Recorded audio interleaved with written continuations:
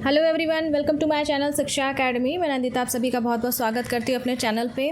और आज हम आपके लिए काफ़ी इंपॉर्टेंट वीडियो लेकर आए हैं और जो कि आपके सब्जेक्ट है, जो DDU B.Ed से जो भी स्टूडेंट B.Ed कर रहे हैं, जो सेमेस्टर 2 में हैं, उसमें आपका एक सब्जेक्ट है assessment of teaching and learning. अगर इसको हिंदी में बात की जाए सब्जेक्ट की, तो इसको हिंदी में बोलते हैं शिक्षण और अधिगम का आकलन। ठीक है, ये काफ़ी इंपॉर्टेंट सब्जेक्ट है और जैसा कि आप स्क्रीन पर देख सकते हैं, इसका कोड है 107। ठीक है, तो इसमें आपका जो सबसे लास्ट यूनिट है assessment of teaching and learning, शिक्षण और अधिगम का आकलन, इसमें जो आपकी लास्ट यूनिट है उसका नाम है use of statistics in evaluation. ठीक है, अगर हिंदी में बोले तो मूल्यांकन में सांख्यिकी का प्रयोग। तो जो सांख्यिकी है, जो स्टैटिस्टिक्स है, वो आपके यूनिट 5 में दी हुई है इस सब्जेक्ट के। ठीक है, और ये एक तरह से काफ़ी इंपॉर्टेंट यूनिट है। जिन लोगों ने मेरा assessment of teaching and learning video का पार्ट 4 और पार्ट 5 देखा होगा, उनको पता होगा कि ये यूनिट कितना ज़्यादा इम्पॉर्टेंट है।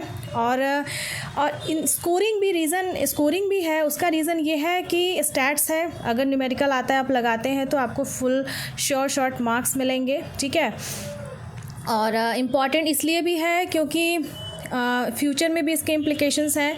स्टैटिस्टिक्स के मतलब जितनी इम्प्लीकेशंस हैं उतना आपके सिलेबस में दिया हुआ है। आप कभी एमएड के एंट्रेंस में जाएंगे, KVS के एग्ज़ाम्स देंगे, NVS के देंगे, तो प्रॉबिलिटी है कि वहाँ पे इस टॉपिक से रिलेटेड क्वेश्चंस पूछे जाएंगे, क्योंकि ये आपके B.Ed के सिलेबस में है। तो क्या है कि जो आपके सिलेबस में है वो चीज़ें सिलेबस में इसीलिए दी हुई हैं क्योंकि इसकी फ्यूचर इम्प्लीकेशंस हैं, इसका यूज़ फ्यूचर में आपको पढ़ने वाला है। ठीक है, तो आज हम इस वीडियो में बात करने वाले हैं और इससे रिलेटेड और आगे भी जो भी पार्ट्स आएंगे। तो आज ये जो पार्ट है ये आपका आएगा, ये पार्ट है 6। ठीक है, मैंने यहाँ पे नोट किया हुआ है, पार्ट 6 है ये। इसके बाद इसमें बहुत सारे MCQ क्वेश्चंस हैं। आज हम 10 क्वेश्चंस को डिस्कस करेंगे, फिर पार्ट 7 में 10 क्वेश्चंस को। अदरवाइज़ वीडियो बहुत लेंदी हो जाएगा और बहुत बर्डनसम हो जाएगा, फिर एक साथ बहुत ज़्यादा आप समझ नहीं पाएंगे, राइट।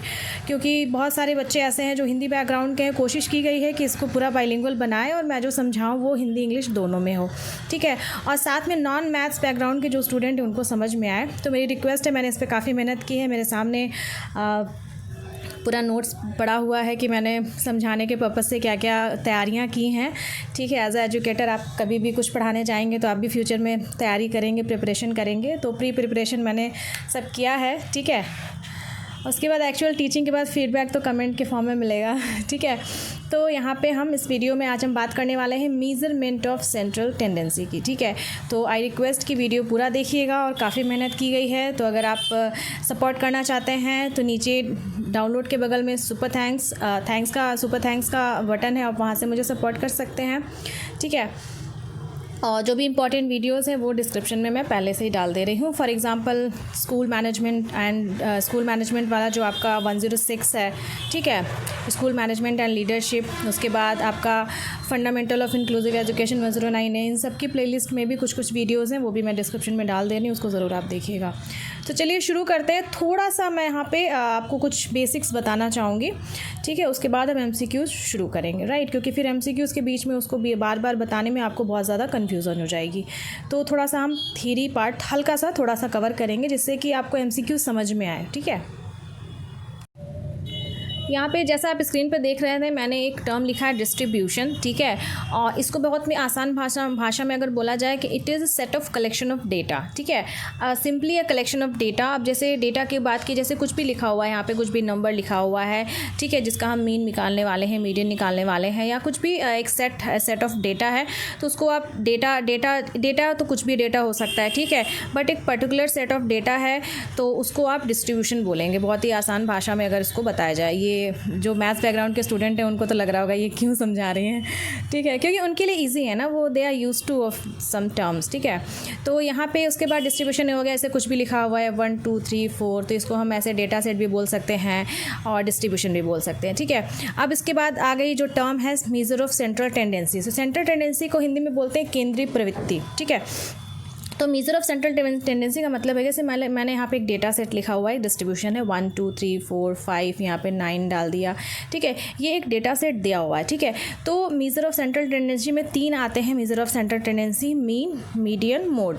मीन को हिंदी में बोलते हैं माध्य, मीडियन को माध्यिका या मध्यांक, मोड को बोलते हैं बहुलक। ठीक है, ये आपके 3 आते हैं। तो इन तीनों में क्या होता है कि हमें अगर मीन है तो भी एक वैल्यू मीन की निकलेगी, मीडियन है तो भी एक वैल्यू निकलती है एक डेटा सेट की, ठीक है, मोड है तो भी एक वैल्यू निकलती है डेटा सेट की।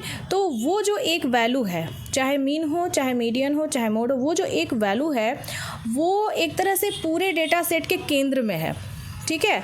तो इसलिए इसको हम बोलते हैं मीज़र ऑफ सेंट्रल टेंडेंसी, कि वो जो एक वैल्यू है वो पूरे डेटा सेट को रिप्रेजेंट करती है, ठीक है। मीन में भी एक वैल्यू आएगी तो वो मीन जो डेटा सेट है वो पूरे को रिप्रेजेंट करेगी। ऐसे ही माध्यिका में भी होगा, मीडियन में, ऐसे ही मोड में होगा, बहुलक में होगा, ठीक है। तो ये हो गया मीज़र ऑफ सेंट्रल टेंडेंसी, केंद्रीय प्रवृत्ति के मेज़रमेंट, ठीक है। कैसे करेंगे, कैसे मीन का यूज़ करेंगे, मोड का क्या फॉर्मूला है और मीडियन कैसे निकालेंगे, इस तरह के छोटे छोटे फैक्चुअल क्वेश्चंस आपको एग्ज़ाम में देखने को मिल सकते हैं, ठीक है।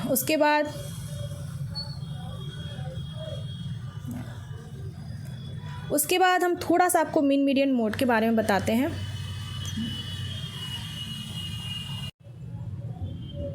तो यहाँ पे मैंने स्क्रीन पे लिखा हुआ है मीन, ठीक है। मीन का यहाँ पे बहुत आसान भाषा में शब्द बोलें तो इसको अरिथमेटिक मीन बोल सकते हैं, दूसरा हो गया एवरेज बोल सकते हैं, ठीक है। और यहाँ पे एक क्वेश्चन आता है कि सबसे ज़्यादा जो क्वेश्चन पूछा जाता है कि सबसे ज़्यादा reliable measure of central tendency कौन सी है, ठीक है, तो वो आपकी मीन होती है। अगर क्वेश्चन आए थे मोस्ट रिलायबल कौन सा है मीज़र ऑफ सेंट्रल टेंडेंसी, तो आप यहाँ पे मीन बताएंगे, ठीक है। नेक्स्ट जो है आपका वो है आपका मीडियन, ठीक है। नेक्स्ट जो है आपका मीडियन है, तो यहाँ पे मीडियन का मतलब है कि मिडिल वैल्यू, ठीक है। ये जैसे एक कीवर्ड्स है, अगर ये कीवर्ड्स आप पकड़ लेंगे, और वीडियो देखते समय मैं हमेशा बोलती हूँ नोट्स भी बनाते रहिए, ये कीवर्ड्स हैं, इनको आप पकड़ लेंगे तो बिल्कुल आपको ये भूलेगा नहीं। मीडियन का मतलब है क्या, मिड वैल्यू, मिडिल वैल्यू, ठीक है। यहाँ स्क्रीन पे लिखने में प्रॉब्लम होती है, तो यहाँ पे लिखा हुआ है कि value that splits data set in half, ठीक है। तो मीडियन में क्या होता है कि मीडियन में भी जो वैल्यू होती है वो सारे पूरे डेटा सेट को रिप्रेजेंट करती है, बट वो एक ऐसी वैल्यू होती है, वो क्या करती है कि डेटा को दो भागों में, आधा आधा भागों में स्प्लिट कर देती है, ठीक है। तो वो वैल्यू यहाँ पे मीडियन कहलाएगी। अब यहाँ पे मोड की अगर बात करें तो मोड के लिए आप कीवर्ड यूज़ कर सकते हैं मोस्ट, ठीक है, मोस्ट, ठीक है। मीन में आपका हो गया, जैसे मैंने बोला, एवरेज हो गया या अरिथमेटिक मीन हो गया, ठीक है। तो यहाँ पे स्क्रीन पे लिखने में थोड़ी प्रॉब्लम हो रही है, फ़ोन से मैं रिकॉर्ड कर रही हूँ, ठीक है। मोड का क्या मतलब है, मोस्ट मतलब कि एक डेटा सेट है, एक डिस्ट्रीब्यूशन दिया हुआ है, जैसे उसमें कौन सा ऐसा टर्म है, कौन सा ऐसा नंबर है जो बहुत ज़्यादा बार आया है, वो आपका मोड होता है, ठीक है। आई होप मैंने पूरी कोशिश की है कि बहुत आसान भाषा में इसको समझाऊँ। आई होप आपको ये समझ में आएगा। अब हम MCQs की तरफ आगे बढ़ते हैं, ठीक है। ओके, तो आप जैसा स्क्रीन पे देख सकते हैं, क्वेश्चन नंबर 1 यहाँ पे है, a single value which represent the entire distribution is called, ठीक है। एक एकल मान बताना है कि जो संपूर्ण वितरण का प्रतिनिधित्व करता है, ठीक है। तो अभी जैसे मैंने आपको बताया कि जो मेजर ऑफ सेंट्रल टेंडेंसी है उसमें आपका मेन, मीडियन, मोड है, माध्य, माध्यिका, बहुलक है। तो इसमें क्या होता है कि एक ऐसा नंबर फाइंड करना होता है कि जो पूरे डेटा सेट को रिप्रेजेंट करता है। तो यहाँ पे वो जो सिंगल वैल्यू, ठीक है, जब भी कभी ऐसे एक डिस्ट्रीब्यूशन में, एक वितरण में अगर सिंगल वैल्यू की बात की जाती है तो यहाँ पे आपका ऑप्शन नंबर 1 करेक्ट होगा, ठीक है। सेंट्रल टेंडेंसी, केंद्रीय प्रवृत्ति, ठीक है।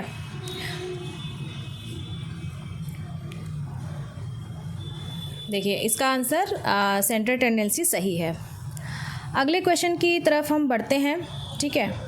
तो ये क्वेश्चन है, what is the another name of for central tendency, केंद्रीय प्रवृत्ति को किसी अन्य नाम से क्या जाना जाता है। तो यहाँ पे 3 ऑप्शंस दिए हुए हैं, आप ऑप्शन के हिसाब से जाएंगे, ठीक है। तो यहाँ पे जैसा कि मैंने बताया कि जो एवरेज है वो इसका एक अदर नाम है, ठीक है। तो यहाँ पे एवरेज आपका ऑप्शन सही होगा। What is the another name for central tendency, केंद्रीय प्रवृत्ति को अन्य किस नाम से जाना जाता है, तो आप यहाँ पे एवरेज, यहाँ पे ऑप्शन के हिसाब से एवरेज यहाँ पे लगाएंगे, ठीक है।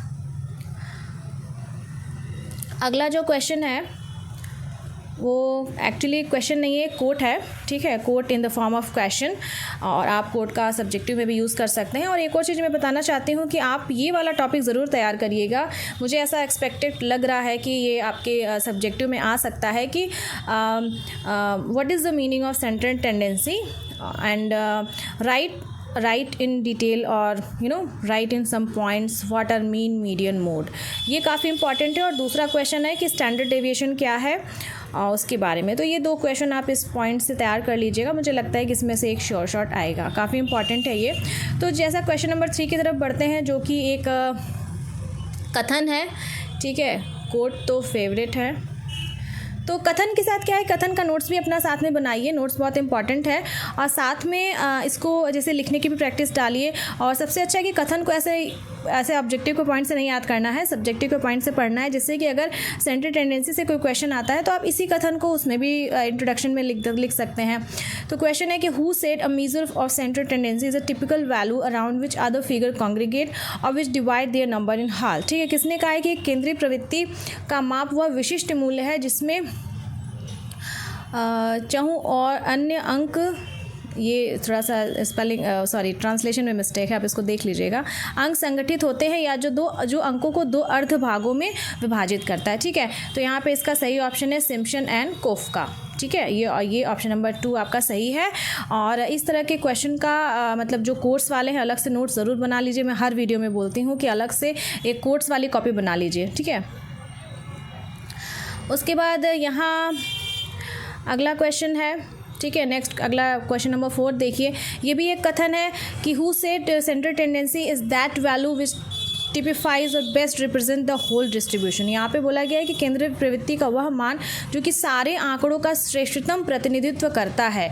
ठीक है, तो यहाँ भी आप इस, जैसा कि मैंने अभी डिफिनेशन बताई कि सेंट्रल टेंडेंसी क्या है, वो क्या करता है कि सारे आंकड़ों का सारे जो भी डिस्ट्रीब्यूशन है उसको रिप्रेजेंट करता है। ठीक है, तो यहाँ पे इसका आपका सही ऑप्शन है आपका रॉस है। ठीक है, आपका सही ऑप्शन ए है, ऑप्शन नंबर 1 रॉस ने बोला है ये कथन। ठीक है, नेक्स्ट क्वेश्चन की तरफ हम बढ़ते हैं।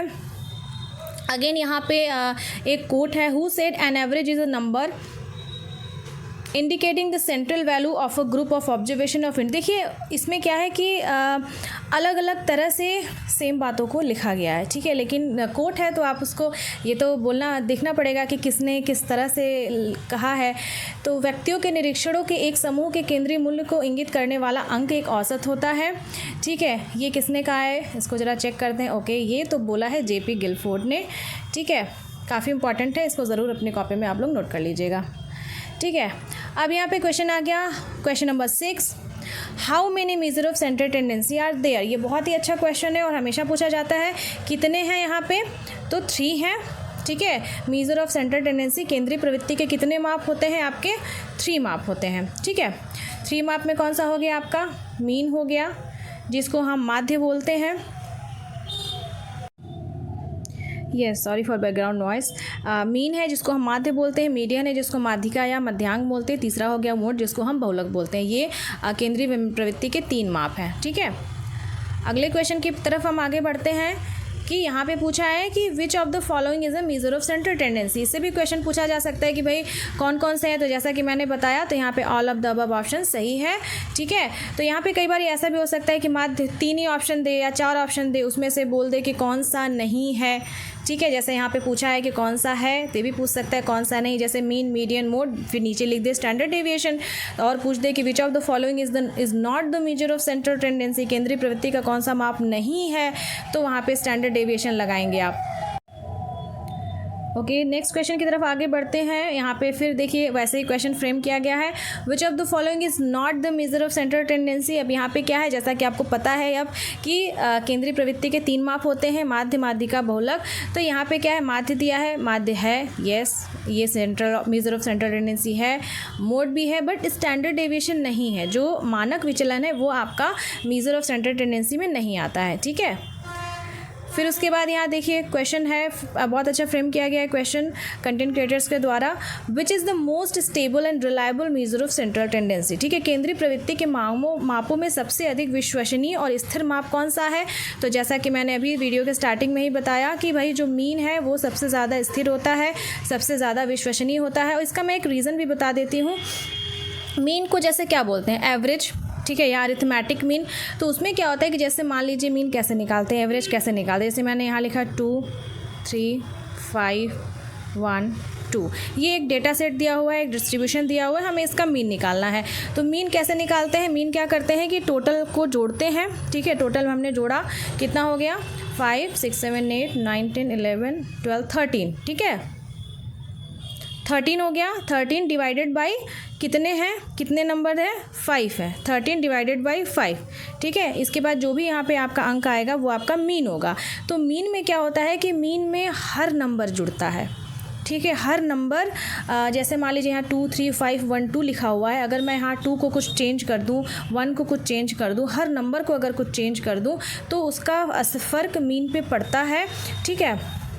तो इसलिए ये मोस्ट स्टेबल और रिलायबल मेज़र है, क्योंकि डिस्ट्रीब्यूशन में जितने भी आपका डेटा दिया हुआ है, जितने भी नंबर दिए हुए हैं, इसमें सबको सब इसमें शामिल होते हैं। ये आपको समझ में आएगा जब प्रॉपर मीन मीडियन मोड के आप क्वेश्चन सॉल्व करेंगे, ठीक है।